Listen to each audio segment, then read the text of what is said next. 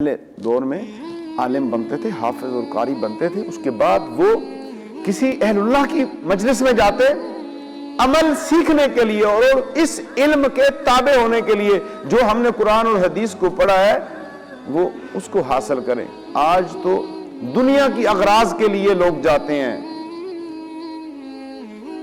اولیاء کے پاس، دنیا کی اغراض،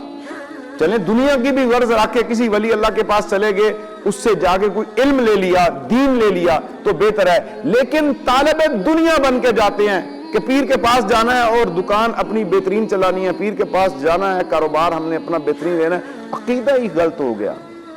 یقین ہی ختم ہو گیا۔ پیر کو صرف اس لیے منتخب کر لیا کہ بس اس نے دنیا کے کام کرنے آ، یہ بات بجا ہے کہ اہل اللہ کی دعائیں، نیکوں کی دعائیں، متقیوں کی دعائیں، والدین کی دعائیں، علماء کی دعائیں اثر رکھتی ہیں۔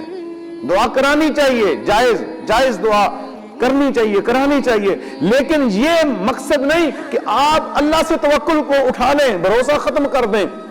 اور صرف اسی چیز کے اوپر آپ آ جائیں کہ بس بیعت ہو گئے، آپ پیر نے ہی سارے کام کرنے ہیں۔ نہیں، پیر کا کام ہے ہدایت کا راستہ بتانا، اہدنا الصراط المستقیم کی طرف گامزن کرنا، شریعت مطہرہ کی خبر دینا، جائز اور ناجائز کے بارے میں بتانا، حلال اور حرام کا بتانا، رسول اللہ صلی اللہ علیہ وسلم کی شریعت واضح کرنا، اس کے اوپر جو ہے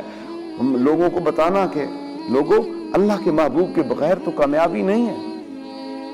یہ مقصد ہے۔ لیکن آج ہم اپنے مقصد سے ہٹ چکے ہیں، اس لیے حق چھپتا جا رہا ہے، اس کی طرف لوگ کم راغب ہو رہے ہیں، اور جو ہیں اور وہ بھی بالکل